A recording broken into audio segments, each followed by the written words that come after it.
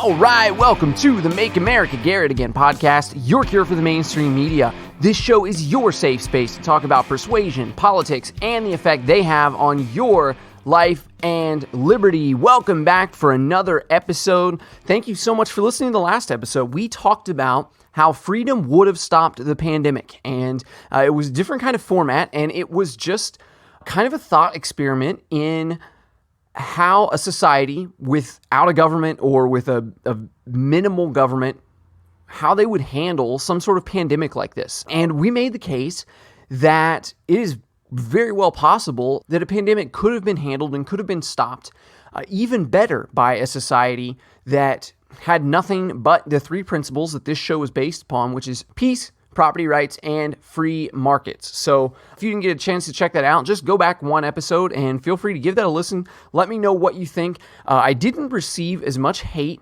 about that episode as I expected to. I really thought that a bunch of people were going to be writing in and telling me how dumb it was and how terrible of an idea that this is and how it would never ever work. And instead, I heard a lot more of, wow, you really opened my eyes on this. And I had several people who said, I would have told you that you were crazy before listening to this episode. And now that I've heard it, I'm kind of shocked that I'm buying into it a little bit. So I guess that was exciting for me. I don't know. I guess I was looking forward to a little bit of the hate mail that I've gotten from a couple of other episodes, but instead, surprisingly positive. So I guess we'll have to settle for that for now. And if you haven't had a chance to listen to that, go back, listen to it, send me some hate mail if you want. I'd love to hear it. But right now, we are moving on to our very first ever Ask Me Anything episode. Over the past few weeks, I've gotten several requests for questions that people have said that they would like me to answer on the show, for ideas for entire shows that we could do, and just a couple general things where people say, hey, what do you think about this? Or what do you think about this person? Or what is going on here? And I just wanted to take an opportunity to just dedicate this episode to questions that I have had written in over the past few weeks. And I'm really excited and really thrilled that you are enjoying this show enough that you want to write in and have ideas for things to talk about. And I just think that that goes to show that this is not just my podcast, but this is our podcast and that this belongs to you as well. And I'm really excited that you are excited as well when it comes to topics for this show and things we're talking about and just the growth that's happening here. And I just can't get over it. And I just want to thank you all so much. You could be listening to any podcast, you could be listening to anything out there, and instead you're spending some time with me. And I just can't thank you enough for that, and I really appreciate it. But before we answer any questions, we need to talk about our sponsor for the next couple of episodes, and that is Free Kingdom Clothing Company. And this is a really cool clothing company. They make some really great designs, and the thing that I love and the thing that I know you are going to love as well is that their tagline is "Be Free," and their logo is a little bee. And this bee is a really simple logo, but it looks really sharp. And it's one of those things that when you see it on their clothes, you could see that these shirts and these clothes would pair well with just about anything. And that you could put them next to anything and they're going to look great. And they have several really cool designs, but my favorite is just the one with this little bee on it. And their taglines are "Be Free," and they've got a little extra E in parentheses next to B for, to make it a B, and Free Kingdom Clothing Company for the people. And they're also a Christian company. So if you are looking to spend some money with a company that shares your values, that's something that you can do here. But even if not, even if you're not even interested in religion at all whatsoever, I still love the message that they have about freedom and being for the people and this really simplistic, this really awesome little bee logo. And I just can't get over how much I like it. And I'm really excited. I've got my shirt on the way, and I'm just really excited to be partnering with them for a few weeks. And you can check them out at their website, which is freekingdomclothingco.com, or on Instagram at freekingdomcc. And they have a lot of their clothing up there. You can check out some pictures and look at those things. They're taking pre-orders right now. They're getting ready to do a big launch. But if you're looking for some new clothes, something new, just to give somebody something to talk about. Like I said, I really do. I just absolutely love the "Be Free" tagline with that B there. But just go check them out. It's really awesome. So with that being said, let's answer your questions. First one was a Facebook message. Somebody asked, what is with the Joe Biden campaign? It doesn't seem like he's even trying. through this whole coronavirus thing, he has hardly said anything to anybody. And what's going on with the Tara Reade accusations? Why won't he let them go through his files to prove that he's innocent? If he's really innocent and he has nothing to hide, why wouldn't he do that? So first of all, about the Joe Biden campaign, there's a couple of ways that you can look at this. The first one would be that Joe Biden is a crazy, senile old man, and his brain just isn't firing on all cylinders, and you can't trust him to know or to say the right thing from one minute to the next. And he's constantly talking in circles, and he doesn't have anything good to say, and he's just not motivating people. So their best bet is to keep him put away and to keep his mouth shut, and that they can just hopefully run him on the fact that, hey, it's got to be better than Donald Trump, right? We've got to stop the bad orange man, so vote for Grandpa Simpson. And that's going to be it. So I think that's part of it. You know, his campaign manager is going to be pulling his hair out if he's not already. But one of the other theories, and I've heard Michael Malice has talked about it a lot. I've heard Dave Smith talk about it a lot as well, and I'm not sure who came up with it first, or if it's just one of those things that's so obvious to a lot of people that, you know, plenty of people have come up with it at the same time. But there is some chatter that there is no way that Joe Biden is going to make it to November, whether it be because of his age, because of his health, because of his mental acuity, that he's just not in it for the long run, and that he's not going to be able to hold on even through the presidential campaign, and that they're going to find a way to replace him, and that they're going to find an excuse to do that, and to swap him out for a much more coherent candidate. And the two names that I've heard thrown around a lot have been Governor Gavin Newsom from California and Governor Andrew Cuomo from New York. And people have kind of been watching them and watching how they handle this pandemic in their states to see kind of what they look like when they're making decisions and what they look like when they're giving press conferences and that kind of thing to the people, and just watching them for how they could handle that kind of moment in the spotlight. Because you've got to remember that when you look back to other elections in the past and other presidential primaries, even in 2016, you didn't have a lot of the last people dropping out, leaving Hillary alone in the race until the middle of the summer. You know, it was June, July, those kind of months. And here we are in May, and it already seems like it's been decided for a couple of months that Joe Biden is the guy. But the problem with Joe Biden is he's really old, and again, you never know what he's going to say from one minute to the next, and people really aren't sure whether they should try him out there or not. So those are a couple things to talk about. And one thing that would tie in really well to this would be that these Tara Reade accusations have come up, and she accused him of sexually assaulting her back in 1993. And one thing that could come from this, if that theory is correct, that they are willing to swap him out for somebody else, is that the Democrat Party could use this as an opportunity to pull Joe Biden because of those allegations. Because you've seen a lot of times in the Me Too movement that when allegations come up about some sort of public figure, they expect this public figure to resign. They expect everyone to force them to resign or to remove them from office or whatever it is. And I really think that the goal of the whole thing from the beginning was to get Donald Trump removed from office. And I think they were hoping that if they could remove enough people from the public light because of their past sins, that people would look at Donald Trump and they would say, well, you know, he's got a lot of these nasty accusations in his background as well, so we're going to have to pull him from the White House. We're going to have to pull him out of the Oval Office.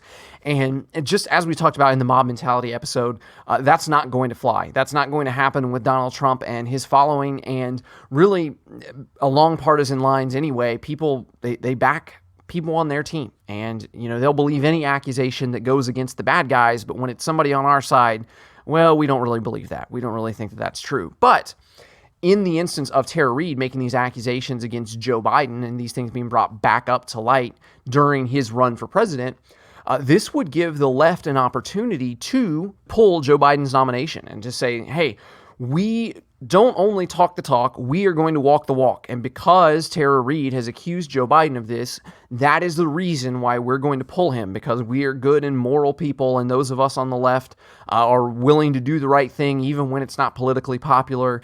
And they could make a big show about this, and they could pull Joe Biden and swap him out with Cuomo or Newsom or whoever else it might be. And that would give them, I guess some political brownie points and a chance to try to win over some of those people from the middle to show that they're doing the right thing, even though it was difficult or whatever. But that's one theory that's floating around out there. My theory, now I like that theory pretty well, and I definitely think it's very well possible. But my theory is, if you go back to the 2004 election when it was John Kerry against the incumbent George Bush, and Nancy Pelosi kind of admitted later on that I guess you shouldn't say they threw the election, but they allowed themselves to be beat there because they knew if they lost in 2004, they could win bigger in 2008. So what they were kind of gambling on was that, George Bush it's 2004. George Bush has gotten himself into these wars in Afghanistan, and now we're, looking at going into war in Iraq, and we're talking about whether or not we have to go to war in Iran. And there are several other of these countries that are just all kinds of stuff is going on in the Middle East. And what Nancy Pelosi and the Democratic establishment kind of could see was that this probably wasn't going to turn out well for him, that we're fighting wars in places that most Americans have never heard of. There's no clear plan for victory. We don't even know what victory would look like. So it would be safe to say that if we let our country and we let this presidential administration get into this for another 4 or 5 years, the American voters will really be fed up with this and sick of it and ready to make some changes going into the 2008 election. And so maybe they wouldn't only win the presidency in 2008, but maybe they could have a big victory in Congress as well and do well in other elections, because we've seen how bad the Republicans have screwed everything up with these wars, and we want to make big changes and have a blue wave come through. And honestly, I didn't go back and look to see how they did in the Senate elections and all that stuff back then. But, the truth is that Barack Obama did win pretty big in 2008, and that strategy kind of worked out for them, because you got to remember, these people are really good at playing the long game. They have a lot of power. They have a lot of time to wait. The politics, especially, in American government, it's a good old boys club. And if you're old and rich and you've got power, even if you do lose an election, you can wait around for 4 years or 8 years and let somebody else have their turn, and then you can hop back in there. And we see this over and over and over again. And that's why, even looking at this, presidential election, you've got Donald Trump, who's an old guy, even though he's not really in their club, but Joe Biden is an old guy. Bernie Sanders is a really old guy. Nancy Pelosi, she's 100 years old. I mean, these people are all, they've been around forever, and that's just kind of the game that they play. And so my theory for this, and I haven't heard anybody else talk about it, but I think that it's quite possible that Nancy Pelosi and the Democratic Party are content to lose this election in 2020. They had kind of a scare with Bernie Sanders really picking up a lot of steam there for a little bit, and they had to make some moves to make sure that they beat him and put him down on Super Tuesday. But I think that for Donald Trump, this outsider who's not in those political clubs and who doesn't run in those same circles as they do and is not one of them, for him to win presidency in 2016, that was a big deal. And that's a problem as far as they're concerned. But when you run the risk of Bernie Sanders, who is another kind of political outsider because he doesn't play by their rules, he's not friends with all the right people or anything like that, to have one outsider, Donald Trump, replaced by another outsider, potentially, Bernie Sanders, would be an even bigger disaster, because then, something like this happens one time, it's a fluke. But if it happens twice in a row, then you've got serious problems with the power and the way that you're running this country. And I think that's something that they really feared, and that they are willing to let the 2020 election go as well, and that maybe they just won't win and Donald Trump will get reelected again, and they can spend the next 4 years trying to keep their base angry and trying to use the media to stir up as much as they can and as much hatred and whatever they can do to get political brownie points out of the Donald Trump presidency, and that they can talk just about how bad and how crazy this guy is. And then hopefully after another 4 years of all of that, in 2024, we'll be ready to go back to the Democrats. And, let's be honest, there is only one Donald Trump. There is not another Donald Trump who's going to take over the Republican Party in 2024 and, lead them into another convincing presidential victory. I just don't see that happening. I don't see that person, although his new press secretary is great. She is probably way too young to be running for president, but she is really has really impressed me by the way that she's dealt with media a lot lately. But I think it is very possible that the Democratic Party is going to run Joe Biden in this election, knowing that he probably won't win, just because it is safer to let Donald Trump win another round than it would have been to run fair elections and to possibly let Bernie get the nomination for their party and to run the risk of Bernie winning the presidency, because you just... like I said in the very first episode of this podcast, I quoted George Carlin. I said, it's a big club and you ain't in it. And I think that they got to make sure that Donald Trump is the only one not from the club who stumbled into this presidency, because otherwise, if it starts happening on a regular basis, they've got a mutiny on their hands as far as they're concerned, and they don't want that. So it would be far better to wait it out for another 4 years than to lose all control of the power that they kind of hold over that. So that's my theory on the Joe Biden campaign. There's also the Michael Malice, Dave Smith thing where they say, they're going to swap him out for somebody else. And that's definitely possible too, but those two things are definitely floating around. But I think no matter what, we can agree they're keeping him quiet because they don't want to have to do damage control every time he talks. So it's easier just to keep him out of the way. Anybody who hates Donald Trump, anybody who's left of center, they know who they're voting for in November anyway. It doesn't really matter whether it's Joe Biden or Gavin Newsom or somebody else. They're voting for that guy anyway. So you don't need to waste a whole lot of time campaigning to those people. So might as well wait it out and not lose a lot of the undecided voters while this pandemic is going on anyway. And then the other part, what's with the Tara Reade allegations? Why won't he let Tara Reade why won't he let them search the rest of the records for Tara Reade's name? This whole idea that if you've done nothing wrong, you've got nothing to hide. First of all, it's just silly. It's just ridiculous. Look, just because you don't have anything to hide doesn't mean that I can walk into your house and start going through your medicine cabinets and start searching through your drawers and whatever.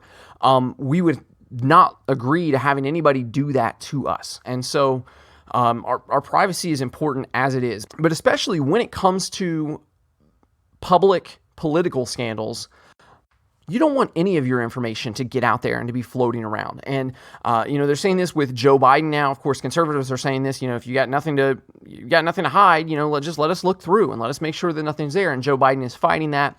You saw the same thing in the impeachment with Donald Trump, and they're, trying to get him to give sworn statements to the FBI, and they're trying to go through, a lot of his records and that kind of stuff. We've been talking about his tax returns forever, all this stuff. And once more, saying the same thing, if you've done nothing wrong, you've got nothing to hide. But the truth is,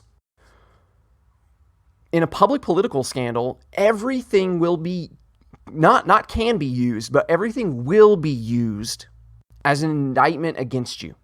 Whatever information they can dig up, they're going to do what they can to twist that or to take it out of context or do whatever they can to make you look bad, because politics is a team sport and each team is trying to destroy the other team constantly. So whatever is in those records, whatever is in Donald Trump's tax returns, whatever is in any of these people's text messages or emails, people are going to be looking through those, looking for anything that they can misuse and twist to make it look like these are bad people. They're not interested in the truth. Nobody in this game of politics is really interested in doing the right thing or in finding justice or in finding truth.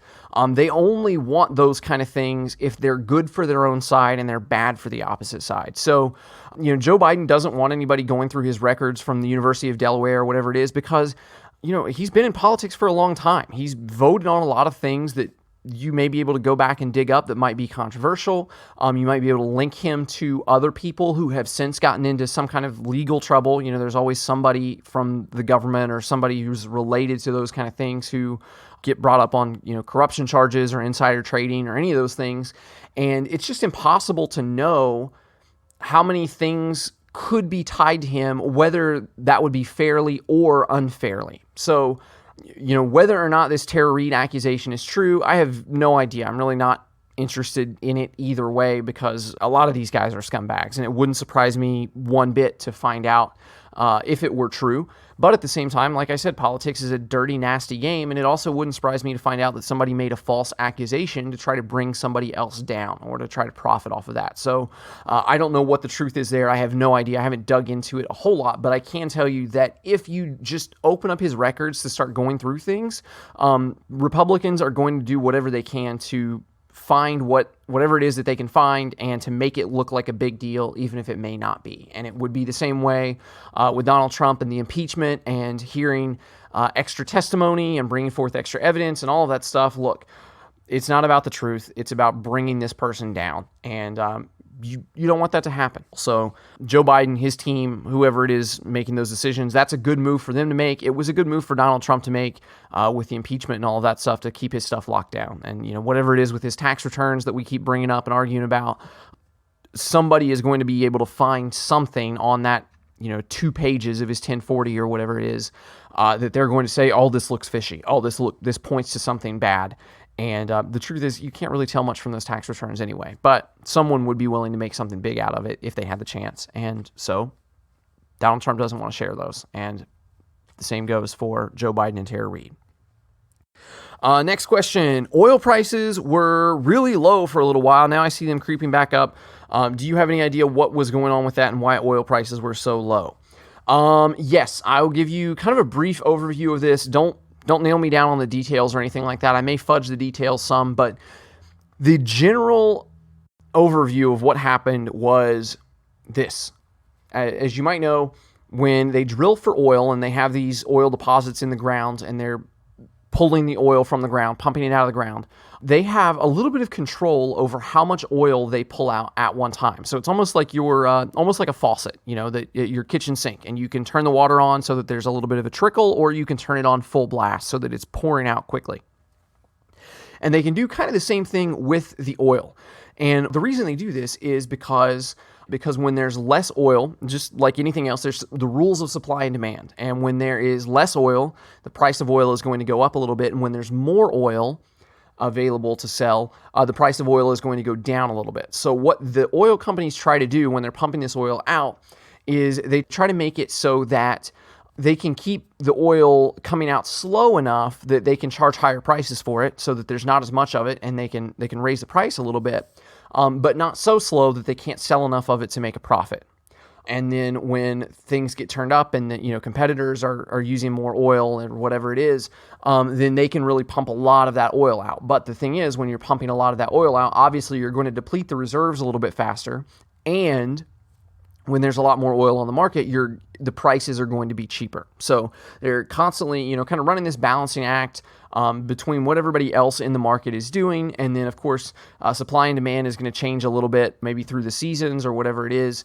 And there's this constant kind of, fluctuation. And we see that gas prices and that kind of thing change, a little bit all the time. But we saw them especially low there for a couple months. And what happened was Russia has a lot of oil that they export as well. And what they did was they decided that they were going to take a gamble and they were going to turn their oil production up to full force, that they were going to get as much oil out of the deposits as they could. And their goal was to flood the market so that there would be so much cheap oil on the market that they could sell these for an incredibly low price, and that it would be selling for cheaper than, maybe America or Saudi Arabia could even sell their oil to make a profit off of it. So basically what Russia was trying to do was they were trying to stop America and Saudi Arabia from making any money off of their oil.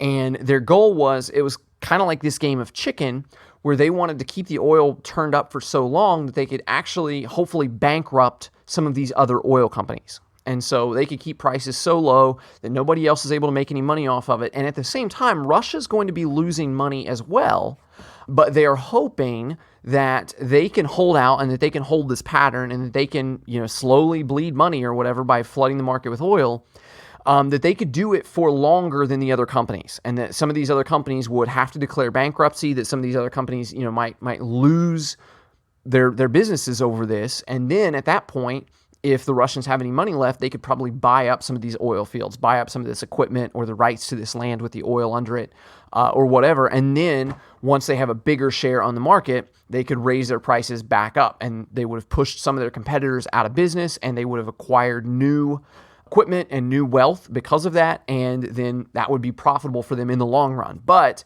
they were going to have to play this kind of game of chicken where they bled a lot of money for, I think the number I heard was like 6 months is what it would take to really put the hurt on these other companies. But I could be wrong with that, but that was, I think, what I heard. But that was their goal, was to do that. And it was really interesting and really ballsy move, to be honest. But it seems like it didn't work because, roughly the same time that they're flooding the market with oil, we start getting all of these coronavirus lockdowns, and people aren't allowed to go to work, and you're not allowed to travel, and you're not allowed to go to any of these vacation destinations or anything like that. So people started using a lot less oil as well. So that's where you're seeing these really low gas prices, because not only is the market flooded with oil, but also, which is, a ton of supply, but also there's no demand for the oil because people aren't filling their cars up with gas because they're not allowed to drive their cars. So that was why you saw gas prices go down so low. But after a little while, looks like, Russia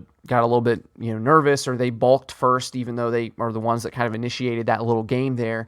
And they started rolling their oil production back a little bit because obviously they didn't want to bleed themselves dry and bleed themselves out of business as well. But that was kind of what they were doing, what they were trying to do. And that's why you saw that reflected in such low oil prices. Another question from Twitter. I saw a headline from a Bob Murphy article that said coronavirus was possibly worse than the Depression. Can you expound on that? I haven't had a chance to read the whole article yet, but I did listen to one of Bob Murphy's episodes where he was talking about this. And I think what he's referencing in this is that the unemployment rate for the last couple of months of this lockdown that we've been experiencing, he's saying that it was, can't remember the numbers exactly, but the unemployment was like 22 or 23%, something like that. And that at its highest point during the Great Depression back in the 30s, that it was at 24 or 25%. So we're just a couple of percent short of the worst unemployment rate ever. But what he was explaining was that during the Great Depression, when they started, making these government make-work programs where you would go out and you would plant trees, or there's a rumor, I don't know if it was ever confirmed, but there's a rumor that there's a street somewhere, I think it's in the Midwest, I think it's like Kansas or Missouri or Iowa, one of those places, and there's a brick road, and it was laid during the Great Depression. And the rumor was that they laid all the bricks down for this road during the Great Depression as a make-work project, and that when they were finished, there was no more work to do, but there were also no real jobs for these guys to go out and get. So the government paid them to go back through all of the bricks that they had laid and flip every single one of them over. And so wherever this street is, you can go look at it, and the legend is that all of those bricks were originally face up instead of face down because the government was just paying these people to try to make work. But the idea was, when they're figuring out the unemployment rates for those times, even though people were working on these government make-work programs by planting trees or painting murals or flipping bricks over in the middle of the street, whatever it is, that because they weren't actually employed, because they were just kind of getting this sympathy employment that the government was giving out, they still counted those people toward the unemployment figures. So some of them were working, but because it wasn't actual, meaningful, real employment, it didn't count toward the unemployment figures. So if you take that into consideration, if those numbers were a couple percent higher than what we're experiencing now, but you realize that a lot of those people really were working and they really were getting paid, even though it was by the government, then you could say that it's quite likely that the unemployment rates that we're experiencing now is actually higher than the worst part of the Great Depression. And obviously, there are going to be some differences there because the idea is that hopefully once this lockdown is over, all that business is going to bounce back much more quickly than what happened in the Great Depression. And we'll probably do an episode maybe someday on the Great Depression, and we'll talk about how FDR really stretched that out and really made it last a lot longer than it should have, and that this is something that's generally agreed on by most economists. This isn't even an Austrian thing. This isn't even a free markets thing, but this is something that most economists agree that FDR's actions really extended the Great Depression. And you can kind of go back and you can say, well, we had to do something.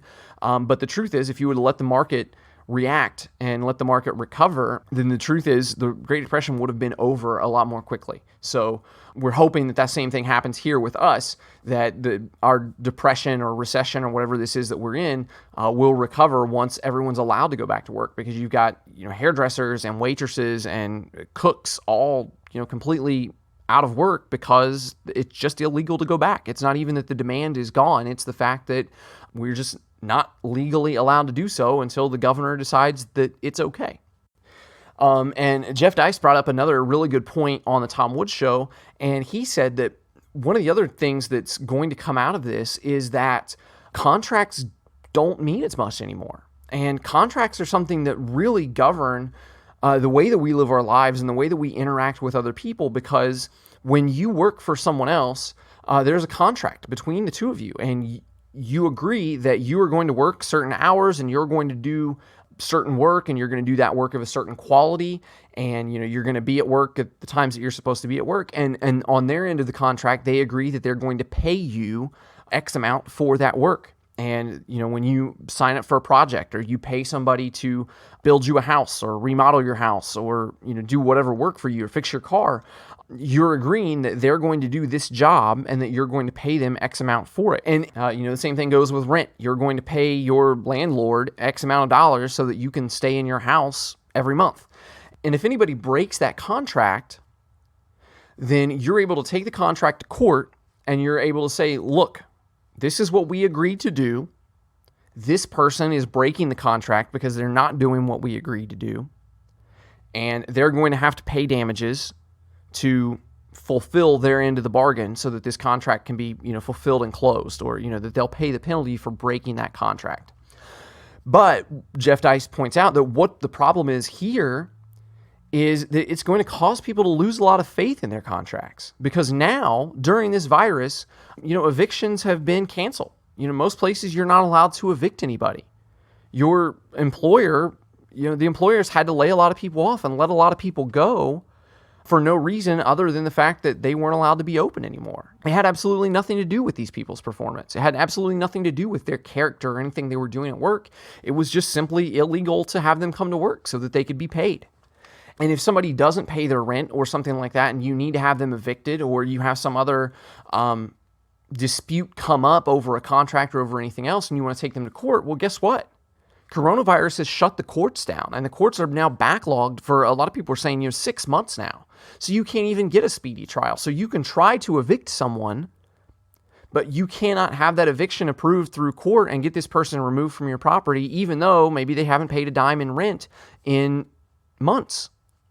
And of course, there's something to be said in this discussion about where compassion comes in, and charity and all of those kind of things, and allowing people to work together to make the best of things. And I think that there have also been a lot of really good stories of tenants and landowners and those kind of people working together to say, hey, don't pay rent this month, I'm going to forgive rent, or, sometimes just extending the terms of the contract or the terms of the loan so that, you don't have to pay for a couple of months, and we'll just tack these months onto the end of the contract instead, or whatever it is. But nonetheless, there's been a precedent set here that if you break a contract now because there was a virus, because something scary happened and the government had to shut down some businesses, then you have no recourse for the other person breaking the contract. And that's a big problem. And that's something that could scare a lot of people from doing business with others, or from investing in others' businesses, or any of those things, because if there's a concern that they're not going to be able to get their money's worth out of this, or there's a concern that they're not going to be able to collect rent from this person if some sort of sickness or pandemic or whatever crazy thing happens, then they may be just less willing to rent those things out, or less willing to do that business. And maybe their house sits empty and this person doesn't get to rent that house because of what has happened here, and how a lot of these state government actions have caused us to lose faith in the contract system. Next question. Do you have any thoughts on Mike Flynn? Shouldn't he go to jail since he pled guilty to lying to the FBI? No. Look, lying to the FBI isn't a real crime. Lying to the FBI is what they try to get you on when they've got nothing else to threaten you with. If they start talking about charging you for lying to the FBI, that is simply leverage on their part. Same thing happened. Martha Stewart they tried to nail her down on insider trading. And instead, what happened was they couldn't get her on any of that. They didn't have the evidence to convict her. So what happened was she pled guilty to lying to the FBI and spent her time in prison because of that. And what they do is they will question you about, whatever other issue that they're questioning you about, and they will ask you for all kinds of minute details about these things. And they'll ask you over and over and over again. They'll record your answers, and they'll go back and they'll ask him the same questions again. And they may ask him in a little bit of a different way, and they'll ask him to answer questions that he's already answered. And if his answer changes just a little bit on any of those details about who was there, or, they can tell him that he said something else about a certain meeting, and they can lie to him about something that he said. And if he goes back and tries to correct that because he doesn't remember exactly what was said, then they've got him for lying to the FBI. And then what the whole system of plea bargains is absolutely ridiculous. So what they do is they threaten you with decades and decades of prison, and we're going to put you away for 40, 50 years, and you're going to spend the rest of your life behind bars before you get out. Or you can take a plea deal with a short 6-month sentence and you're done. And so even at that point, even somebody who is innocent is going, well, I'm looking at 40 years if somehow they throw me away, or I can take the 6 months. A lot of times you're gonna take that plea bargain. And just because somebody takes a plea bargain doesn't mean that they were guilty of that thing. It simply means that they were much more afraid of what could possibly go wrong if they fought it in court and they were found guilty. There's the story about John Kiriakou and how they put him in prison was an absolutely crazy story. But basically what happened was he was innocent and he wanted to fight it in court. And his lawyer told him that the court where they try a lot of these government conspiracy or government malfeasance type cases is in Virginia, and they're all Washington judges who are in good with everybody from Washington. And the conviction rate in that court was well over 99%. I mean, it was something like, I'm not even sure if anybody was ever found not guilty of those types of charges. They were always found guilty. And so you're going into a court that is almost certainly going to convict you, whether you did it or not. And the penalty for being convicted is decades and decades in prison, or you admit that you misspoke on something, or that you got confused at one of the questions and gave a wrong answer, and you do your 6 months and you get to go. So I'm not worried at all about Mike Flynn not serving in prison. That doesn't bother me at all. If they're waving around that lying to the FBI charge, that tells me that they didn't have anything else on him. And what it really appears to be is that they have gone through everybody that they possibly can who was even remotely close to Trump, and they've tried to shake them down for any information that they could get to convict Donald Trump of some kind of crime. And it just doesn't look like it's going to happen. It looks like Donald Trump, at least from a legal standpoint, has his hands clean. And I don't think they're going to nail him down on any of that. But that doesn't mean that they're going to stop trying. Somebody on Facebook messaged me and said, what about Justin Amash? Heard a lot about him declaring for president. Is he a good guy? Well, Justin Amash has announced this weekend that he is no longer going to be running for president. That's kind of a whole weird thing anyway. But yeah, Justin Amash is a pretty good guy. When I think of the people who have consistently defended liberty in Congress, I think of Rand Paul and Thomas Massie and Justin Amash. And all of them were very good constitutional, liberty-minded congressmen, and I try to cheer them on when I could. But Justin Amash got really kind of weird about this impeachment thing, and he was one of the only Republicans who was in favor of impeaching Donald Trump. And when he would give his reasons for why he thought Donald Trump would be impeached, he talked about how the president would kind of flex his muscles with his power a little bit and would kind of pressure other countries to do things and that sort of thing. But the truth is that's something that every president does. And it doesn't mean that it's right, doesn't mean that it's the good thing to do, but it just seems like if you're going to try to impeach a president and try to remove him from office over something, it would seem like that should be something pretty big. I had another friend who asked me about it and asked me, if the charges made any sense. And I said, it would be like if I went to your boss and I told your boss that I had evidence that you had committed a crime, and you know, were going to need to be fired. And then when I went to your boss with this bombshell information, I would prove to them that I saw you speeding, that you were going 5 miles an hour over the speed limit on the highway on your way to work. And of course, everyone would agree that breaking the speed limit is illegal, but they would also agree that, you know, most people do that, and that if you're just breaking the speed limit a little bit, you're not really hurting anybody. So sure, technically it's wrong, but it's not something that you're going to bust in and take somebody's job over. And I think that, you know, not to belittle a lot of the things that our federal government does, but when you are looking at the grand scheme of all the things that these presidents do and all the things that we do on a regular basis, and then you want to get mad over Donald Trump doing the same thing that every other president has done in a lot of those negotiation type situations, it just didn't make sense to me. So I wasn't a fan of him on impeachment, and I wasn't a fan of him jumping into the Libertarian presidential race so late after the Libertarians had already had a lot of debates and that kind of stuff underway. But Justin Amash is a good guy. A couple of things, you know, he's done has sort of annoyed me and didn't quite make sense to me, but I don't want to throw the guy out of the liberty movement. And I'm not part of the Libertarian Party, but, you know, I wouldn't want to throw him out just because of those couple of minor disagreements between his thoughts on impeachment and his strategy for running for president. But now it looks like he's pulled out of that, so it doesn't matter anyway. And finally, another question through email.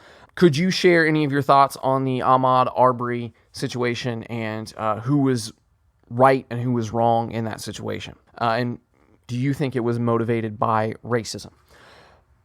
Okay, this Ahmaud Arbery thing is a little bit complicated. There are two aspects of this that I want to talk about. First, I want to talk about the moral aspect and what I believe is right and wrong and how that went down here. And then after we talk about the moral aspect of it, I want to spend a couple minutes talking about my understanding of the legal aspect of it and what I think is going to come out of this in the court case.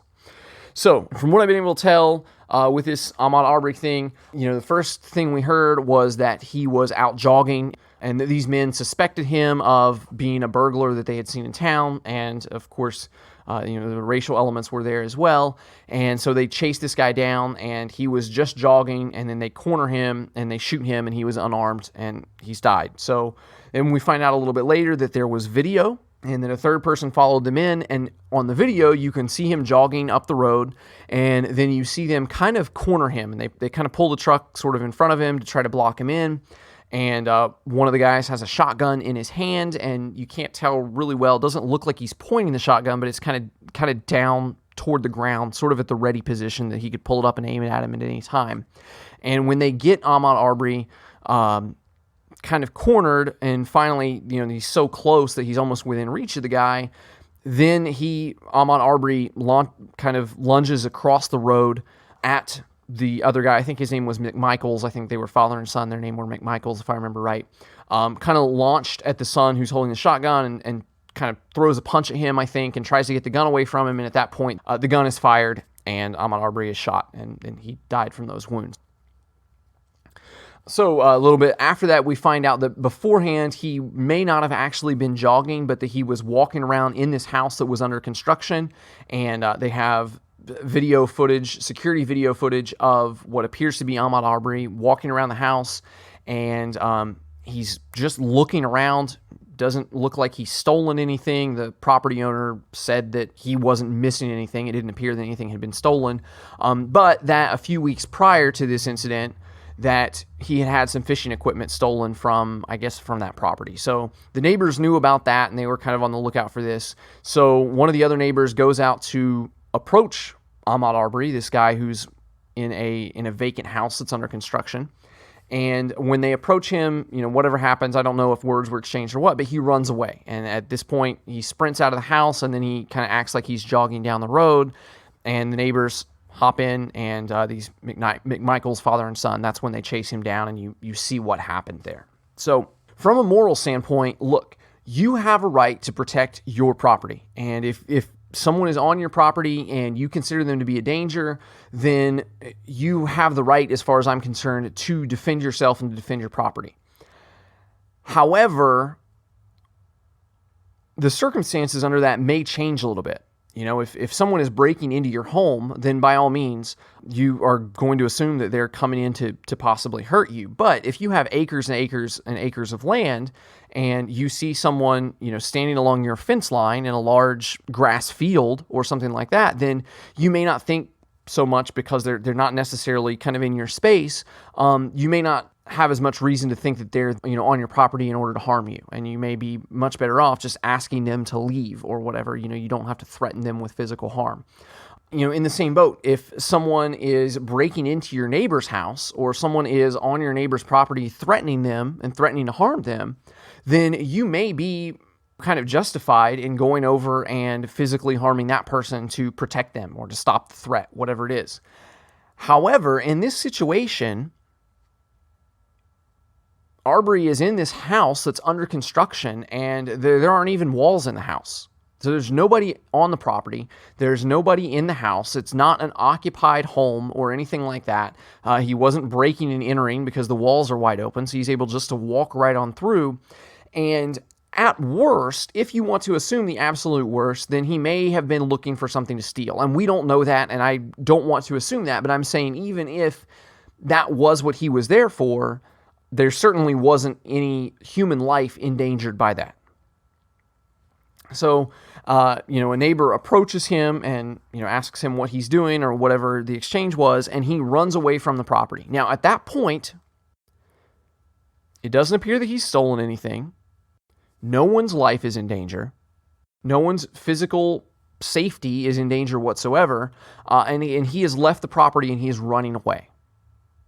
At that point, the threat is gone. The incident is over. If you want to call the police and report this, then by all means do that. If you think that he's stolen something, which once more, it doesn't look like there was anything to tell, any reason for us to believe that he had stolen something, but if you thought that he had something valuable and you wanted to stop him, then maybe you call the cops and you stay on the phone with him and you follow him. And you say, hey, I'm going down this road, I'm watching where he's at. But at the point that they block his travel and kind of box him into a corner a little bit, and the guy is holding a shotgun that he could easily point at him and shoot him at any minute, then they've become the aggressors at that point. The McMichaels, father and son, have become the aggressors by blocking him in and, having a weapon there to intimidate him. And at that point, he has some sort of fight or flight response, and you're not going to outrun a bullet, so maybe his best option at that point is to fight back at them and try to get that gun out of his hand so that hopefully he's not shot. Also when you look into the racism aspect of that, look, I don't know. I really don't know whether racism played a part in this. And honestly, if you were to ask that father and son whether racism played a part in this, I don't think you would get a clear answer from them either. I don't think, even if you could give them some sort of truth serum to find out what they were really thinking, a lot of this racism stuff is just subtle, and we may not even realize that it's having that kind of effect on us. And these guys could have just been vigilantes that were chasing down who they thought was a burglar, and they just wanted to protect his property. They may have assumed that maybe because this guy was black, maybe they assumed that he didn't belong in that neighborhood, and that's why they didn't trust him, and that could have motivated it. We really have no idea, and unfortunately, because the media likes these kind of stories that pit different people against each other and paint this picture of, racism and that kind of thing, honestly, it just makes everyone feel worse about it. And I'm not sure that it really helps anybody in this situation anyway, because if these two guys were racist, accusing them of being racist isn't going to make them any less racist, if that makes any sense. I mean, I don't think it's going to move the needle any for them. I don't think it's going to change anybody. And people who are taking these guys' sides, who don't like the racist accusations, that may turn them against people that are different from them a little bit more as well. So, I don't know what's going to come of this, and you're not going to be able to prove that racism had anything to do with this, and that's unfortunate, but at the same time, regardless of what this guy's skin color is or what these other people's skin color was, I think that what they did was wrong, and I think at the absolute worst, if you want to give them the complete benefit of the doubt, then maybe this guy was a burglar or a thief, and he left the property, and at that point he was no longer a threat to anybody, and they didn't have any right to corner him and to shoot him like that. So definitely a sad situation. Now, legally, we may be telling a little bit of a different story here, and I want to make it completely clear that I just gave you my feelings from a moral standpoint. That's how I feel about this. But if you also want to have the discussion as to what does the law say and how do we think this is going to play out in court, then we need to talk about that and we need to be realistic about it. So these aren't necessarily my feelings about how things should work, but I think that this is how it's going to play out. So what I did was I know someone who is a police officer and asked him a little bit about this, a little bit about how citizen's arrest works and that kind of thing to find out, where these guys were at within their rights by chasing this guy down and whatever. And we have very different feelings on, ideology, on right and wrong, on, the police's role in our society and that kind of thing. I disagree with him on a whole lot of things. However, his job is to arrest people. So, I would be willing to defer to some of his experience and some of his knowledge for kind of the legal side of this. And basically, the way he explained it to me was he's not in the state of Georgia, but assuming that the laws are somewhat similar, you can perform a citizen's arrest if you witness a felony being committed. And at that point, you can physically hold them in place until the authorities arrive, or in certain situations, you can actually take them directly to the magistrate to be seen and tried, right away. And that is in the case of a felony, if they see a felony committed. Now, if they see a misdemeanor committed, that's not the case. So what you would have to assume in order for the McMichaels, father and son, to be performing a citizen's arrest during this supposed burglary, you'd have to assume that this man was in the vacant house trying to steal something big and expensive, because just a small theft would be a misdemeanor, and that would not be something that they could arrest him for. So what I was told was that when you have intent to commit a crime, that they will charge you for whatever that crime is minus one level. So, intent to commit murder might be reduced to, the charge, the penalty of a manslaughter or something like that, if that makes sense. So maybe they could assume that he had intent to commit a large theft that would be enough money to warrant a felony. And then at that point, they would be, performing a citizen's arrest by chasing him down and questioning him and holding him for the authorities to arrive. And that if they assume that, given the information that they had, which was that they saw this guy in the house and that he supposedly matched the description of somebody else who had been stealing stuff before, that they would be able to, within their rights, they would be able to try to perform a citizen's arrest, that they would be able to try to question this guy and hold this guy for the police to come and they could question him and, try him for whatever. And that these men could do that. And then when this man fled, that would give them, more of a reason to think that he had done something wrong, and they could try to chase him. And at the point that they corner him in, obviously, like we talked about before, he lunged at the gun. And so him lunging at the gun could be taken to mean that he was going to pull the gun away from them and use it on them. And so they, in self-defense at that point, fired the gun and shot him and killed him in self-defense. Once more, that is not what I'm trying to say happened, but in the court of law, the way that the law is written, if they are given enough benefit of the doubt for it to be assumed that they were trying to make a citizen's arrest, and that it is considered that the possible intent to commit a felony theft was there, then it is very possible that they can just see that as a case of self-defense and a case of a failed citizen's arrest, and that maybe these men weren't right in the way that they did things, but that they had good intentions and that they were trying to do something that was in their rights to do. So if that's the case, if that's the truth, which is what this police officer that I spoke to kind of said, that the way that he sees it is that they may have made a poor decision, but they didn't make an illegal decision. And that it is very well possible that they could walk. And if they do, then that's because of the way that the law is written. It's not because of any kind of racism. It's not because of anything like that. It's just, unfortunately, the court is going to weigh this in that matter. And once more, I can't say enough. I think that they were in the wrong. I think that whole incident should have ended when he ran away and everyone on the property was considered safe. But we'll see how that plays out. We'll see what happens, and maybe we'll have something to talk about later when it comes to that. I have one other question about immigration, and honestly, I am going to hold that off for a different episode. I think that maybe we'll have time to talk about that in an extended light, and maybe be able to spend a good segment of an episode talking about immigration. And so I just want to let you know I didn't forget about you, but I am going to hold that off for maybe the next episode. We'll see what happens, but I am running out of time.